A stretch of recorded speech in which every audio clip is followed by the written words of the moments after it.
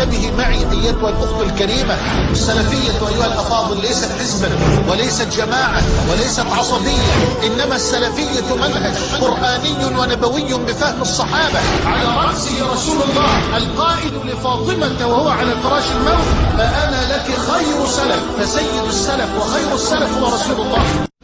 وانتبهي معي أيتها الأخت الكريمة، السلفية أيها الأفاضل ليست حزبا وليست جماعة وليست عصبية، إنما السلفية منهج قرآني ونبوي بفهم الصحابة، على رأسه رسول الله القائل لفاطمة وهو على فراش الموت: فأنا لك خير سلف، فسيد السلف وخير السلف هو رسول الله. إن هذه تذكرة فمن شاء اتخذ إلى ربه سبيلا. أعوذ بالله من الشيطان الرجيم. بسم الله الرحمن الرحيم. الحمد لله وكفى والسلام على عباده الذين اصطفى. أن الله سبحانه وتعالى تنو ككسني نما تمانين على بلو كاكا جون سوغانتي لونكا ونيمغبا نويا أنير كتشيدين محمد بن عبد الله أنا كسمو السنمو أنا كجنيكم بو أني ماما منا إسندا نسندا نولا فوكتا سسرا دوما أمباينا الله تعالى في على كم بسوابا ما أنغا فوتاو أنغا كتاو أنا بمنونغاني كانينا على في وقت بلا جلنا على كان كسي جين تغنيني أنا جورونيني أنا جمونيني ما على كو بارولا كداكا baara tɛ sara Allahu Ta'ala bolo fo min kɛra Ala jati kama ka ɲini Ala fɛ Ala kana an ka wuli ka bi kɛ fu ye Ala ko k'an ni silamɛden bɛɛ lajɛlen ye. O tɛmɛnen kɔfɛ an balima silamɛw n y'a kanu ka nin video in kɛ kɔnɔnajɛya video don. Video in bɛ ɲɛsin an ka silamɛjɛrɛ tɔnba min bɛ walla jɛrɛ kulu min ni u bɛ kuma silamɛw ni an ka gouvernement cɛ ni o jɛkulu kelen in fana bɛ kuma an ka marabagaw ani silamɛw cɛ n'an ko a ma ko haut conseil an ka jamana kɔnɔ n'o ye Mali ye. n y'a kanu ka nin video in kɛ k'a ɲɛsin ni Allahu Ta'ala ka diɲɛ ye a biro kura min sigira ka ɲɛsin biro a maa kelen o kelen bɛɛ lajɛlen ma ka tɛmɛ a maa kelen kelen bɛɛ lajɛlen fɛ ka se a ɲɛmɔgɔba ma. mun dun y'an don video in kɛli la fɛn fila. a fɔlɔfɔlɔ o ye kira ka kuma ye sallallahu alaihi wasallam. kira ko Tamim Dari ka hadisu la ad-dinu nasihatun ka fɔ diina yɛrɛ a sinsinnen bɛ ɲɔgɔn kɔnɔnajɛya de ka kɔnɔjɛya ɲɔgɔn ye. ni dun y'a mɛn ko kɔnɔnajɛya a bɛ ko fila de ko fɔ. i ka ye la an k'a kɛ tan nin ka ɲi i b'o fɔ o ye kɔnɔnajɛya ye. i ka ye la fana an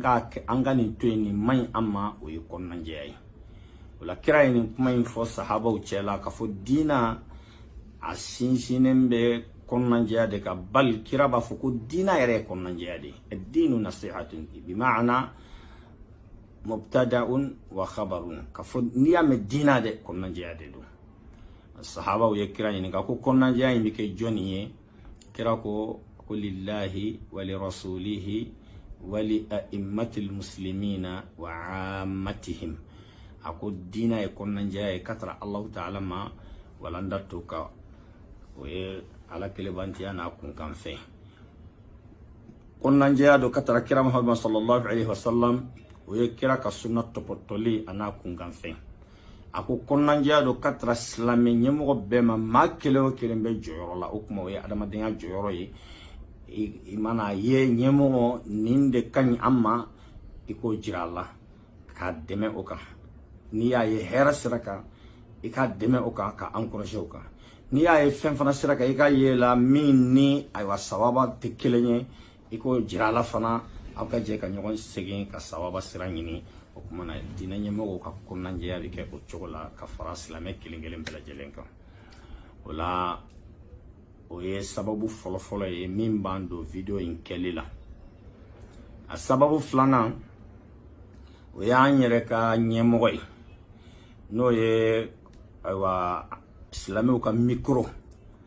n'o ye silamɛw ka tɔn min n'a bɛ kuma silamɛw ni an ka marabagaw cɛ ka kuma marabagaw ni silamɛw cɛ n'an ko a ma ko conseil o kuma ale de ye silamɛw ka micro ye silamɛw dabara de don silamɛw ɲɛ de don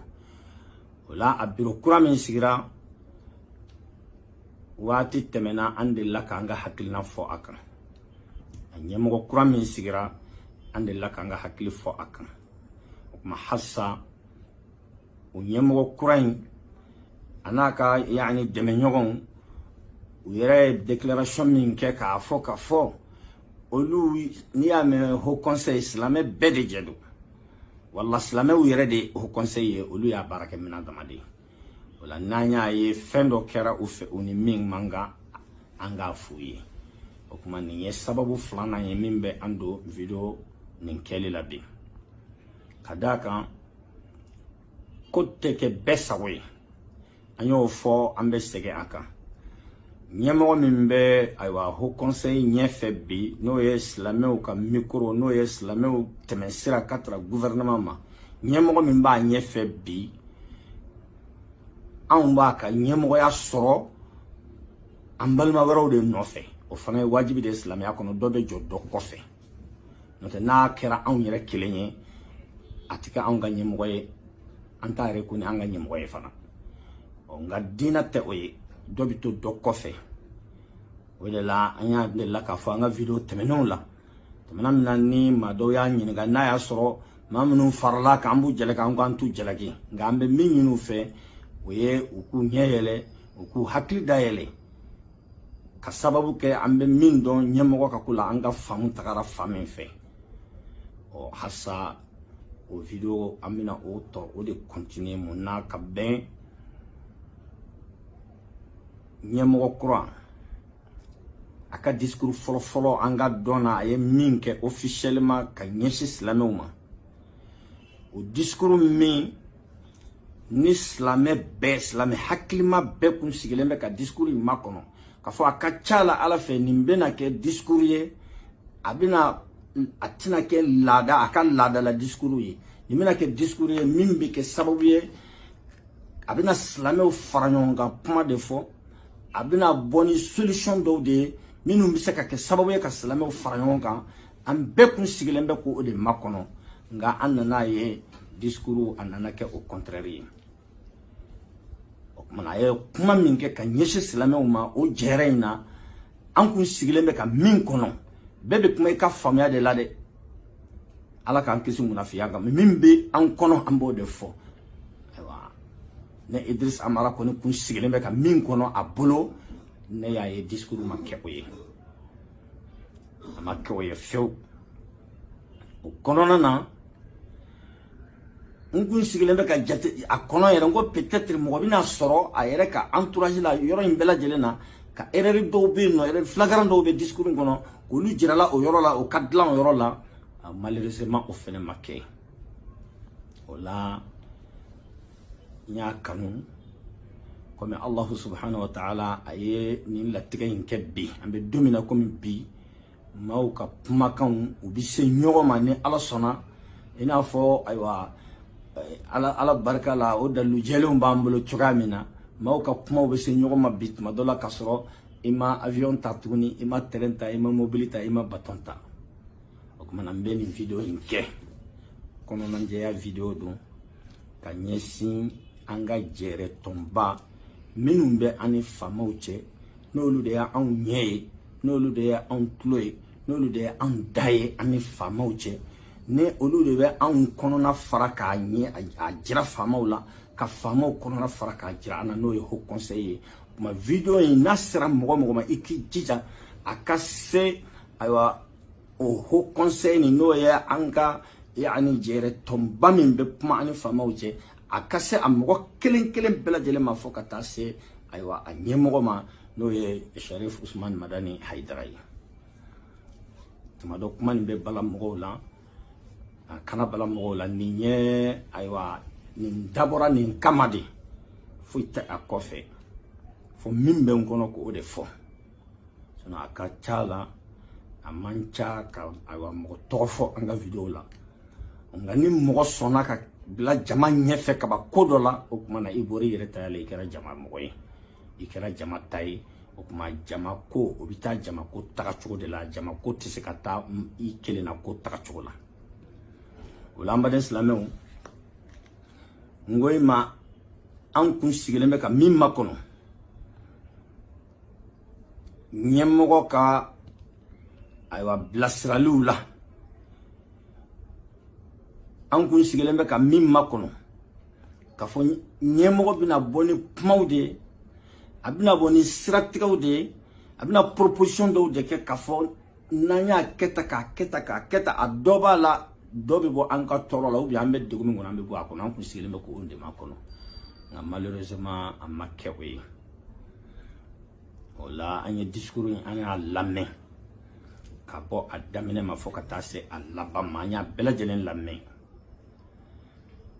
an ye tataw ta a la an ye faamutaw fana faamu a la nka tiɲɛ ni Ala ka kan ɲɛmɔgɔ sigira kun min kama n'o ye silamɛw ka kelenya n'o ye silamɛw ka bɛn n'o ye silamɛw ka fara ɲɔgɔn kan n'o ye de an ka fɛɛrɛ kɛ minnu tɛmɛna an k'olu kɛ ji bɔnnen ye a bɛɛ ma ɲɛ nka a bɛɛ ma tiɲɛ an ka tɛmɛ o la an bɛɛ ka jɛ k'a lajɛ ka fankelen filɛ pour que an bɛ tɔɔrɔ min kɔnɔ an bɛ se ka kɛ sababu ye ka dɔ bɔ a la cogoya min na wala an bɛ se ka sababu ye ka bɔ a kɔnɔ cogo min na ɲɛmɔgɔ taara o de kama n y'a miiri ayiwa an y'o de mɛn ka fɔ jateminɛw y'a jira k'a fɔ nin ɲɛmɔgɔ kura in nin de bɛna se ka kɛ sababu ye ka silamɛw fara ɲɔgɔn kan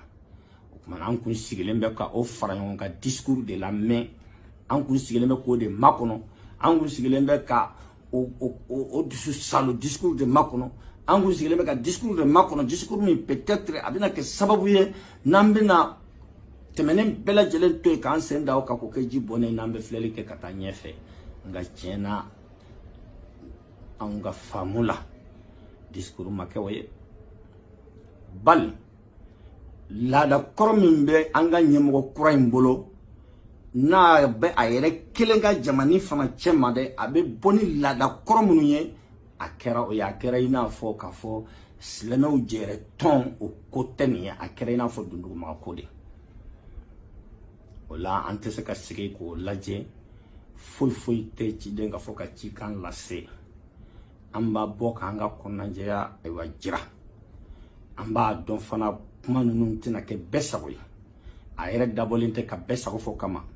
a dabɔlen de min bɛ an hakili la an ye min ye an k'o de fɔ an ka kisi mɔgɔ ma min i bɛ fɛn dɔ bɔ kɛnɛ kan ani min b'i kɔnɔ o tɛ kelen ye o la an yɛrɛ ka nafa belebeleba ye bɛ kɛ o ye min b'an kɔnɔ kɔni an y'a fɔ an ka laɲini fana a ka faamu cogo ɲuman nka wajibi tɛ k'a fɔ bɛɛ k'a faamu i n'a fɔ an y'a faamu cogo min na o la ka se an ka haut conseil a maa kelen kelen bɛɛ lajɛlen ma maa o maa bɛ a bureau kɔnɔ k'a ta a alimami na ka na a karamɔgɔ la ka na a wajulikɛla la ka na a secrétaire la ka na maa o maa kɔni bɛ bureau in kɔnɔ ni silamɛw ka nin micro in de kalifalen bɛ aw ma kuma in bɛ se aw kelen kelen bɛɛ ma bɛɛ k'i ka nin yɔrɔ ta la ka tila k'a lase aw ɲɛmɔgɔba ma n'o ye an ka ayiwa sirifikɛ ye o la discours nin y'a lamɛn ni hakili ye k'a lamɛn ni dusukun dayɛlɛlen ye ka ɲɛma jɔ a fɛ kosɛbɛ n nana ye discours nin o le de a ka kɛ jama fara ɲɔgɔn kan discours ye a kɛra jama cari discours de ye o le de a ka kɛ silamɛya kɔrɔta discours ye a kɛra silamɛya kumasulu discours de ye o le de a ka kɛ Alahu subhanahu wa ta'ala ka bonya jira ka kira sallallahu alaihi wasallam ka sunna bonya jira discours ye a kɛra yɛrɛ fɔ discours de ye a kɛra i yɛrɛ ka foro siɲɛ discours de ye i yɛrɛ ka muru ka yɛrɛ kala siɲɛ a kɛra o discours de ye o la an ye ayiwa point dama dama ta discours in kɔnɔ a bɛ taa se 5 ma kuma la teliya bolo ma an b'a fɛ ka o se an ka bureau kura ma ka taa se u ka ɲɛmɔgɔ ma a ko n ye 5 nin o korote ka fɔ ko discours yɛrɛ a yɛrɛ bɛɛ y'o ye de la an y'o de ta dɔrɔn pour que kuma kana taa nege bɔ a lamɛnbagaw la o la n baden silamɛw ni message sera maa kelen o kelen ma i k'i yɛrɛ ye a cikan lasebaga ye hali ni a y'a sɔrɔ a ma taa i jimi sira fɛ an kɔni ka ɲɔgɔn dɛmɛ nin ka se nin tigiw ma n'o ye an ka Haut Conseil bureau kura ye ka taa se u ɲɛmɔgɔ ma an ye jateminɛ 5 kɛ a kɔnɔ a jateminɛ 5 kelen o kelen a bɛ tɔɔrɔ de kɛ a tɛ nafa kɛ discours in kɔnɔ kuma ɲuman ba 2 o de fɔra discours in kɔnɔ nka kuma ɲuman ba 2 a bɛɛ lajɛlen kɛra bamananw b'a fɔ fɛn min ma ko cɛbilenkɛ dɔn a bɛɛ kɛra o ye ka daminɛ ɲa ka laban juguya ni m'o faamu a kuma ɲuman ba 2 bɛɛ kɛra n kɛra wosen ye k'a sen k'a geren o kuma ɲuman 2 ye juman ye an ka bɛn silamɛw ka jɛ ka bolo di ɲɔgɔn ma n'o kɛra an bɛ fanga sɔrɔ o ye kuma ɲuman ye a kuma ɲuman o fɔra discours in kɔnɔ a taa ni ka segin n'a yɛrɛ fana a kuma ɲuman belebeleba 2 o ye juman ye an ka jɛ k'an bolo di ɲɔgɔn ma jogo ɲuman ka se ka sabati nin fana ye kuma ɲuman ye jogo ɲuman ka sabati ka d'a kan Allahu subhanahu wa ta'ala ka funu a sirilen bɛ maaw ka kɛwale de la i n'a fɔ an ka karamɔgɔ yɛrɛ ye ayiwa o aya kuntigɛ cogoya min na ma asaba min musibatin fabima kasabat aydikum wa ya'fu an kathir o ye kuma ɲuman ye a kuma sutena ni kurana kolo min fana o ye kuma ɲuman ye nka ɲuman ni y'a fɔ ɲuman yɛrɛ hali ni y'a kɛ i bɛ fɛɛrɛ de kɛ k'a conserver bi maana i kana bɔ ni fɛn ye min b'a tiɲɛ baara ɲuman kɛli o man gɛlɛn tuma dɔw yɛrɛ kuma ɲuman fɔli man gɛlɛn nka a ka se ka lawaleya o de ka gɛlɛn n'a lawaleyara ka se ka système bila sen kan a tɛ tiɲɛ cogo min na o de ka gɛlɛn nka ni kuma ɲuman ba 2 min fɔra discours kɔnɔ ko ɲɛ 5 kɛra discours kɔnɔ min kelen o kelen bɛ nin kuma ɲuman ba 2 in bɛɛ tiɲɛ o kumana a bɛ nin lase an ka ɲɛmɔgɔ ma an kun sigilen bɛ ka discours min kɔnɔ a ma kɛ o ye an hakili b'a fɛ a bɛ bɔ an ni fa min cɛ a ma bɔ an n'o cɛ nka halisa adamaden ko de don il n'est pas encore trop tard voilà analyse kun fɔlɔ an ye fɛn fɔlɔ min ye ni o t'a kɛ cogo ye n'o ye fili ye n'an tɛna sigi o kan f'an k'o fɔ a kɛra an ta ye o a ma kɛ an ta ye o min kɔni b'an kun n'an kan cɛ o la an b'o fɔ o fɔlɔ-fɔlɔ ye juman ye karamɔgɔkɛ nacogo a nacogo sali kɔnɔ karamɔgɔkɛ nana sali kɔnɔ ani mankan min donna sali kɔnɔ ani dunungan ni balagan min ni hohaho min donna sali kɔnɔ nin tɛ Haut Conseil ka laada ye ka d'a kan an b'an sɔbɛ de la nin ye an jɛrɛ tɔn de ye nin ye Mali silamɛ bɛɛ lajɛlen ka tɔn de ye nin ye Mali silamɛ bɛɛ ka micro de ye nin ye Mali silamɛ bɛɛ lajɛlen ka sali de ye o kumana a bɛ i n'a fɔ karamɔgɔkɛ ɲinɛna ko a bɛ na la adresse silamɛ bɛɛ de la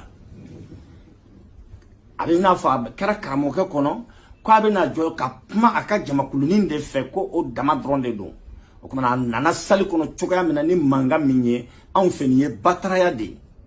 anw fɛ nin ye yɛlɛbɔnna de ye anw fɛ nin ye lahibu ni lahaw de ye kuranna b'an bali batara niya min ma a b'an bali dɔnkili min ma a b'an bali hohaho min ma ni Allahu subhanahu wa ta'ala ko wa ma khalaqna samawati wal arda wa ma baynahuma la'ibin amma sani dugu da tulonkɛ kama dɛ karamɔgɔkɛ nacogo hohaho min bɛ ka ti anw ka faamuya la o ye tulonkɛ de ye nin tɛ Haut Conseil ka laada ye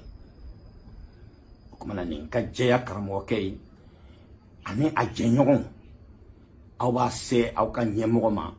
ko nin tɛ Haut Conseil ka laada ye Haut Conseil tagacogo tɛ nin ye a tagabolo tɛ nin ye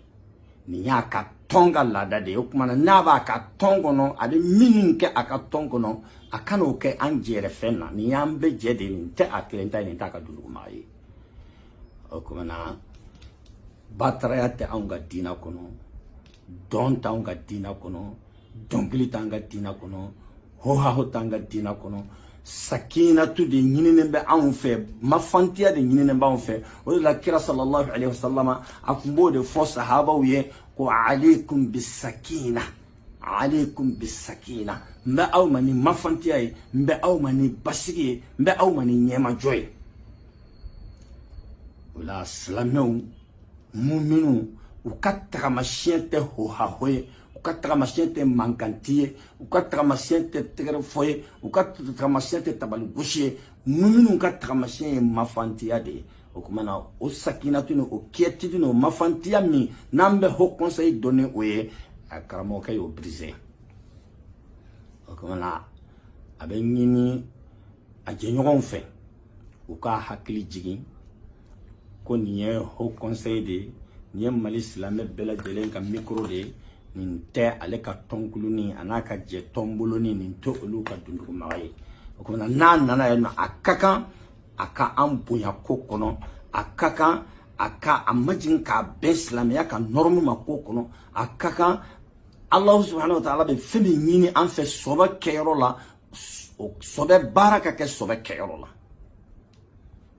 kuma na nin ye analyse fɔlɔ ye wa siga fana tɛ nin na an tɛna an yɛrɛ bila k'a fɔ an bɛ video la segin ou bien foyi siga tɛ a la fiyewu bɛɛ lajɛlen ye a don ka mɛn a donna ni hohaho de a donna ni kulekanti de a donna ni mangalangolonti de nin tɛ silamɛya ka taabolo ye nin tɛ diina ka taabolo ye nin tɛ ala ka ɲinifɛn ye ala b'an bali ma kuranɛ kɔnɔ kira yɛrɛ b'an bali ma a ka hadisu kɔnɔ Allahu subhanahu wa ta'ala a y'an labali mangankolonti la ala ko kɛyɔrɔw la a ko ale ma san ani dugu a ma da tulonkɛ kama n'ale mago tun bɛ tulonkɛ la a yɛrɛ tun bɛ tulonkɛ yɔrɔ caman ayiwa kɛ a yɛrɛ fɛ a n'a fɔ an yɔrɔ wɛrɛ wa ma khalaqna as-samaa wal arda wa ma baynahuma batila dhalika dhannu alladhina kafaru fawaylun lil ladhina kafaru minan nar amma sani dugu da bataraya kama bataraya tɛ ala fɛ o ala kelen ko amma suratul an'am wa dharil ladhina ittakhadhu dinahum la'iban wa lahwa وغرتهم الحياة الدنيا وذكر به أن تبصل نفس بما كسبت ليس لها من دون الله ولي ولا شفيع وإن تعدل كل عدل لا يؤخذ منها أولئك الذين أبصلوا بما كسبوا لهم شراب من حميم وعذاب أليم بما كانوا يكفرون أو كما قال ربنا جل وعلا ما سبايا كان غريد أنيه من قولون تيلا ako kira ikodo maula minun ga dina bubolo la'ibun wa lahawun tulongani bataraya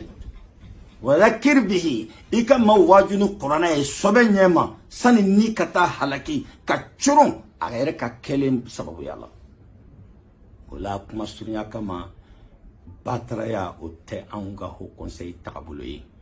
wala ka ci se ho conseil amma kelen be makata se nyemo bama adun chogo o ye erreur ye a bɛ don an ka sali kɔnɔ sali in tɛ a ka tɔnkulunin ka sali ye sali in ye silamɛ bɛɛ lajɛlen ka sali de ye sali in bɛɛ de sigilen bɛ ka u lajɛ diɲɛ bɛɛ de bɛ k'u lajɛ nin ye Mali silamɛ bɛɛ lajɛlen ka micro de ni kuma bɛ na kɛ micro min na nin ye Mali silamɛ bɛɛ lajɛlen ɲɛ de ye ka tɛmɛ gouvernement ma nin tɔn ye Mali silamɛ bɛɛ de tulo ye ka tɛmɛ gouvernement ma nin tɔn in de bɛ an kɔnɔ fara k'an kɔnɔ na k'o da gouvernement tulo kan ka gouvernement kɔnɔ fara k'a kɔnɔ na k'o da an tulo kan o la o ka jɛya ayiwa karamɔgɔkɛ ye n'o ye an ka haut conseil ɲɛmɔgɔba ye bi Sheikh Sharif Madani Haidara an bɛna tɔgɔ nin fɔ bi ka bɛn ko kɛcogo ma ni bilala jama ye i bɛ kɛ jamamɔgɔ de ye wa jamako bɛ taga jamako kɛcogo de la nin ye point fɔlɔ ye kuma kana janya kojugu an b'o ɲɔngiri yan karamɔgɔkɛ doncogo nin tɛ laada ye haut conseil la analyse filanan karamɔgɔkɛ donnen kana sigi tribune kana jɔ tribune la an y'a ye karamɔgɔkɛ kɛlen don k'a yɛrɛ entouré ni a yɛrɛ ka famille proche de ye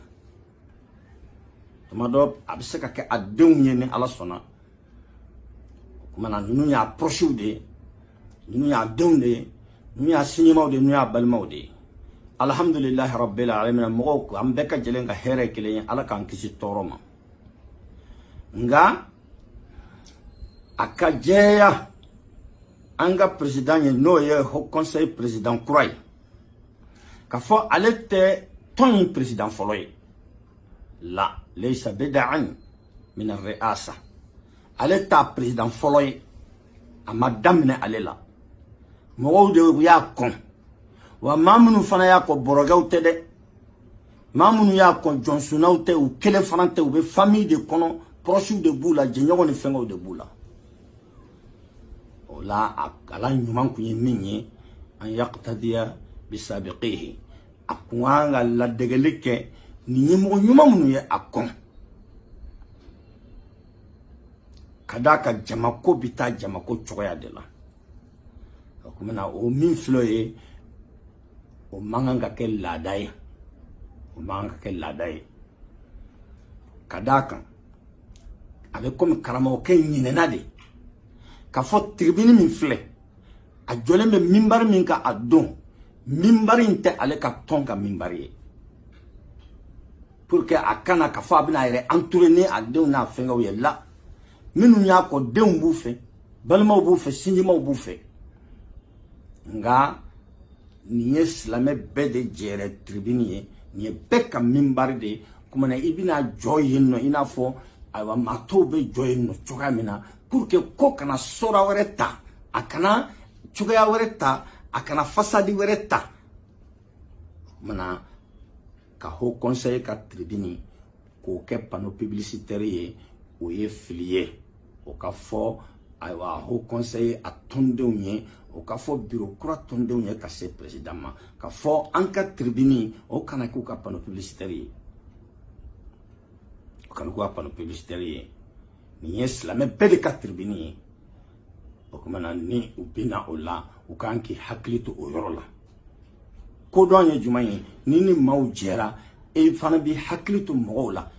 ida fe ika hakke ka kolosi chomna ibe ma fana ka hakke kolosi o choyala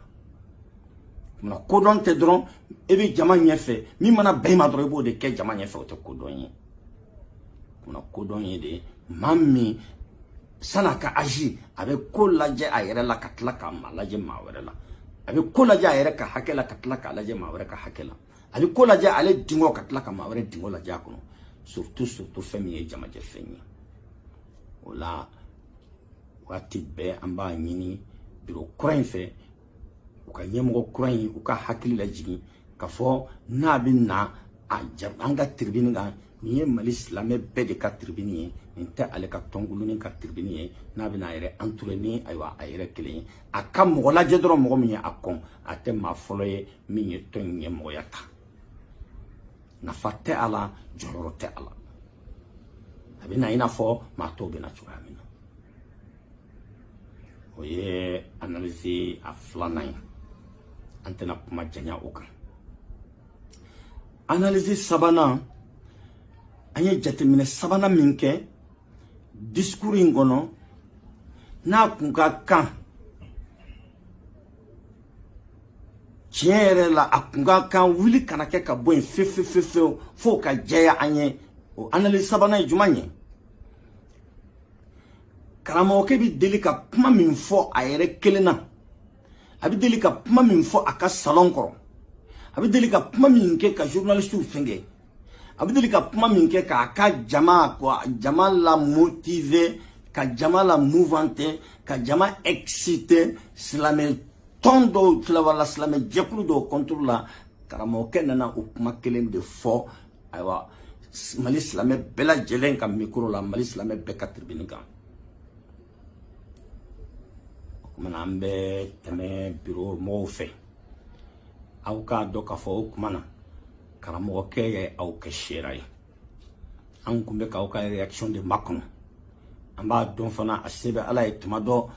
outna bini reaction tumado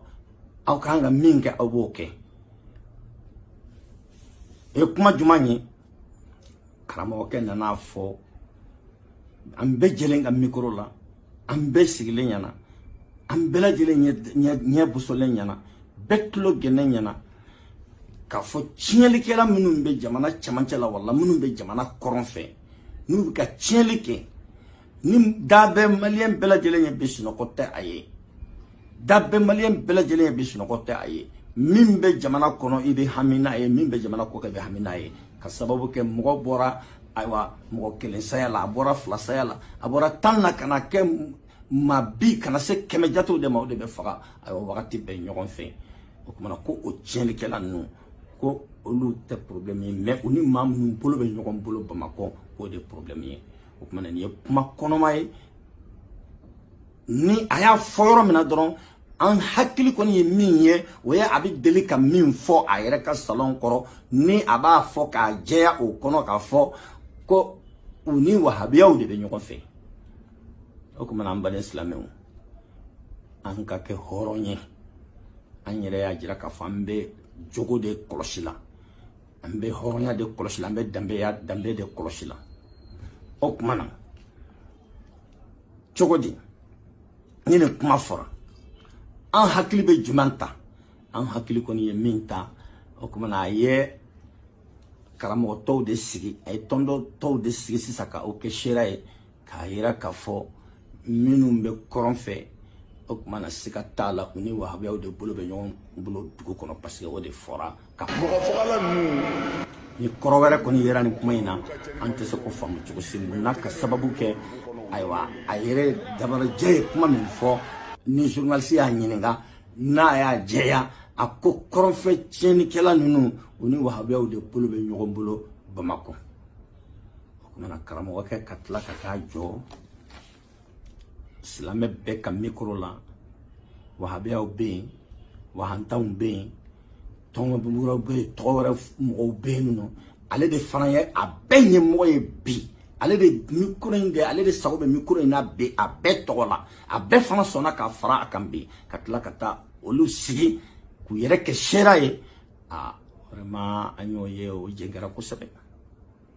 o dɔgɔyama fanga bonyana fo ka dama tɛmɛ nka min dusu ka se ka bɔ ka tɛmɛ o bɛɛ kan ni jamaba in na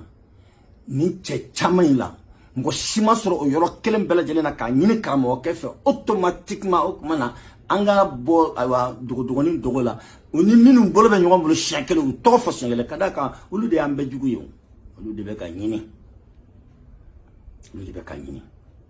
ni tiɲɛlikɛla ninnu ni mɔgɔ fagala ninnu minnu tɔgɔ ye bi diɲɛ mɔgɔ fɛ ko terrorisme minnu tɔgɔ ye diɲɛ mɔgɔ fɛ ko el-irhabiyuna ninnu wallahi i ye silamɛ i tɛ silamɛ ninnu ka tɔɔrɔ bɛ bɛɛ kan wa bɛɛ bɛ ka ninnu ɲini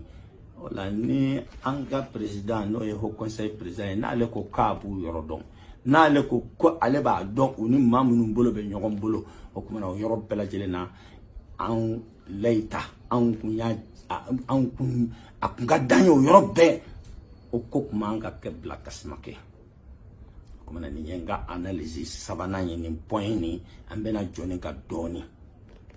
o la an bɛ tɛmɛ silamɛ kelen kelen bɛɛ fɛ video in mana se mɔgɔ mɔgɔ ma ka taa lase haut conseil a bureau maa kelen o maa kelen b'a kɔnɔ ka tɛmɛ i fɛ ka se a ɲɛmɔgɔba ma k'a fɔ a ye déclaration min kɛ c'est une déclaration incendiaire nin tɛ maa fara ɲɔgɔn kan ayiwa kuma ye nin tɛ ko ka ɲɛma jɔ kuma ye nin tɛ silamɛya ka kelenya ko fɔ nin t'an ka badenya ko fɔ nin t'an ka ɲɔgɔn minɛ ko fɔ nin ye de bere de bɛ n bolo bere de kɔrɔtalen bɛ n bolo halisa n'i b'a fɛ k'i ka wulu kunti tubabu ko ten nɔ i b'a fɔ ko fa de b'a la o kumana an b'a ɲini haut conseil fɛ u ka se u ka ɲɛmɔgɔba ma dogodogonin dogo ka bɔ a la ni ale b'o dɔn kaban tiɲɛlikɛla minnu bɛ kɔrɔn fɛ ni diɲɛ bɛɛ bɛ k'olu de ɲini sɔrɔsikɛ 10 ni kɔ bɔra diɲɛ fan bɛɛ fɛ ka na ayiwa olu de kunkɔrɔ n'ale b'olu ka complices dɔn Bamakɔ o kumana n'a m'o fɔ a m'o déclarer o kuma a fana kɛra u dɛmɛbaga ye ka d'a kan nkalon suturabaga ye nkalontigɛla de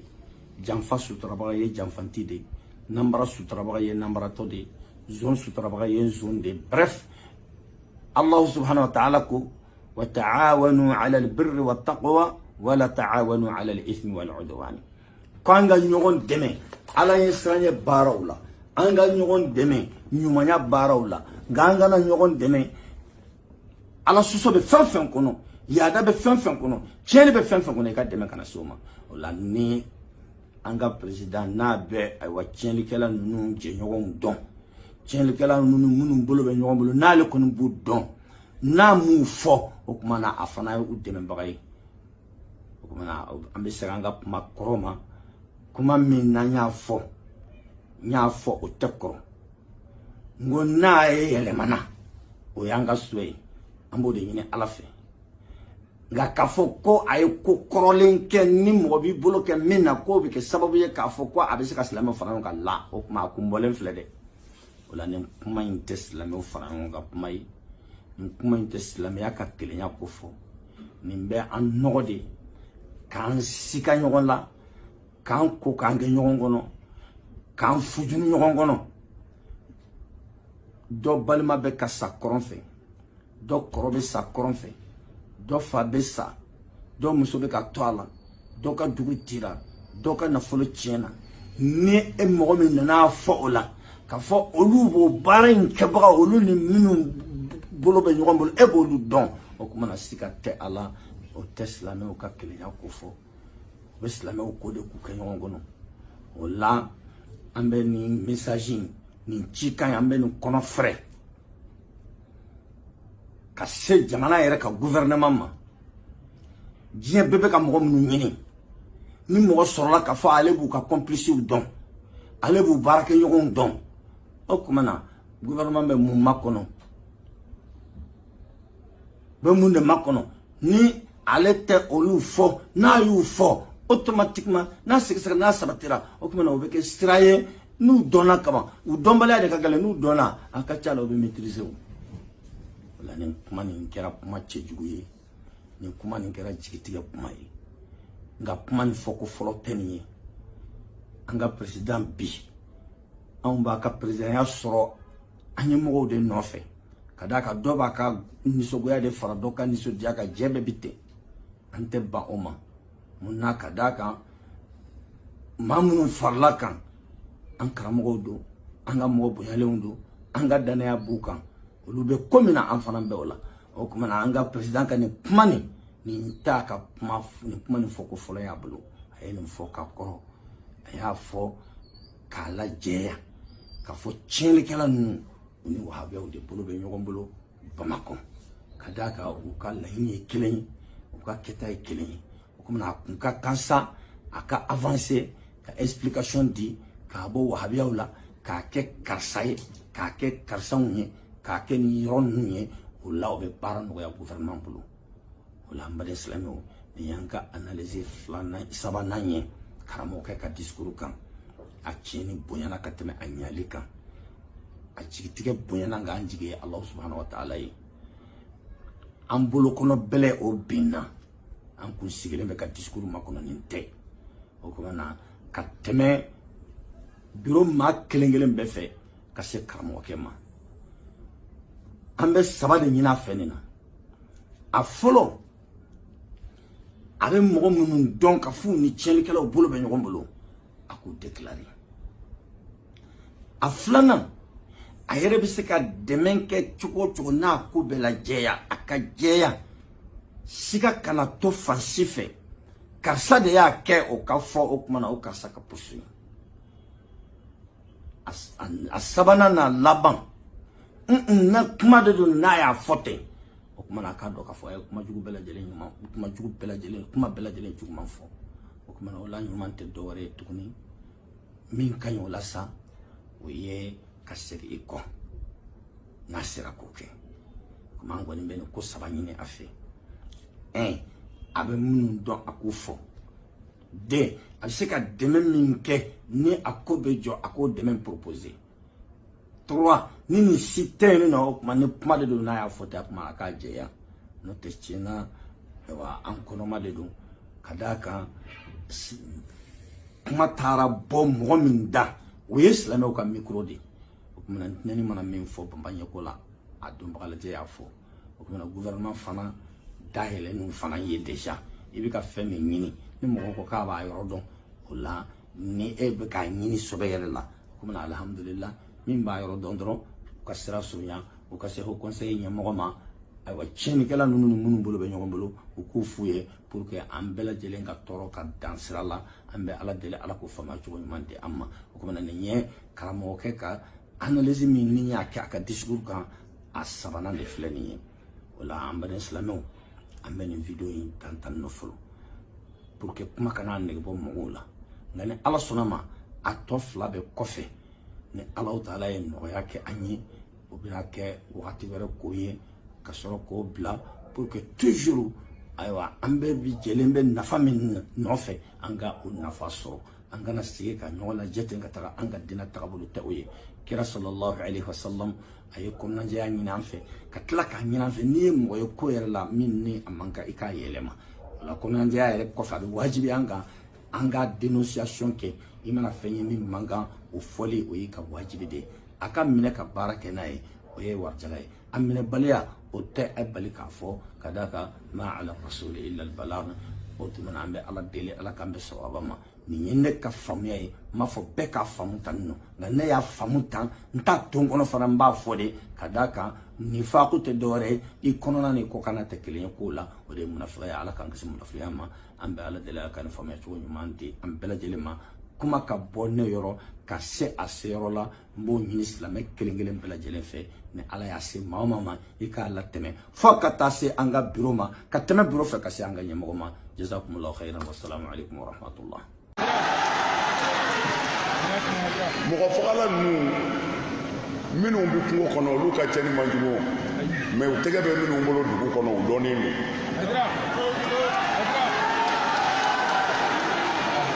alors